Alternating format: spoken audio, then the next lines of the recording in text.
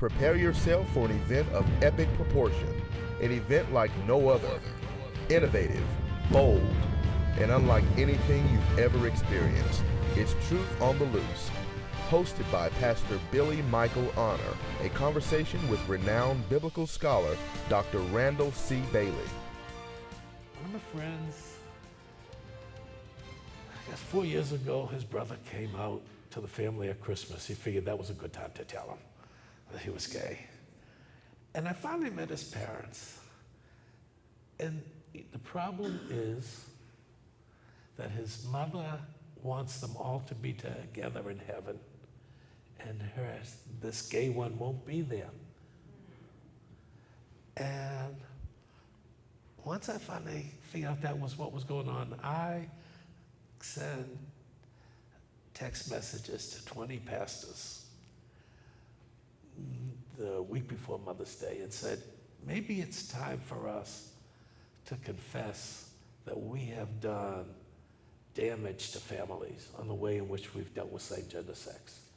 And maybe we need to apologize and help parents stop throwing their children out and thinking that the only thing that's going to get them into heaven is their genitals. Maybe it's time for us to do that.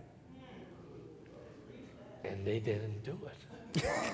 Did you get any responses? One told me, well, I'm not preaching this Sunday, somebody else is preaching.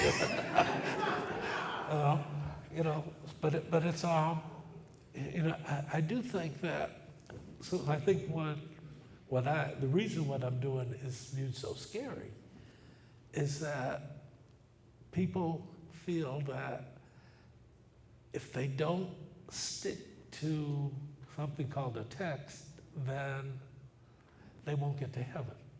And because of that, people are willing to stay oppressed. And because they get benefits from it, And I guess my journey has been one of, I've had students tell me that I need to get out of the 60s and realize we're in another millennium. I said, but racism's still here. Like sexism's still here. We still got militarism and capitalism and all, and so we can. What theologically I've come to is that what we have in the biblical text are statements by forerunners in the faith and how they saw God, and that there are a lot of passages in the biblical text that disagree with each other. We once doomed according to the flesh, but now, as Christ crucified and resurrected, we don't need to know nothing about the life of Jesus. And 20 years after Paul was killed, they started writing Gospels. Now we need to know. Now Paul, you're wrong. And they canonized both Paul and that, Because I was saying, it's like with an alcoholic. If you can't say you got a problem, you're never going to be able to do anything. So if we can't say there's stuff in the Bible we don't believe, we don't like, we are upset about, then we can't move. And so he said, ultimately we have to stand under the text. I said, if you want to get crushed.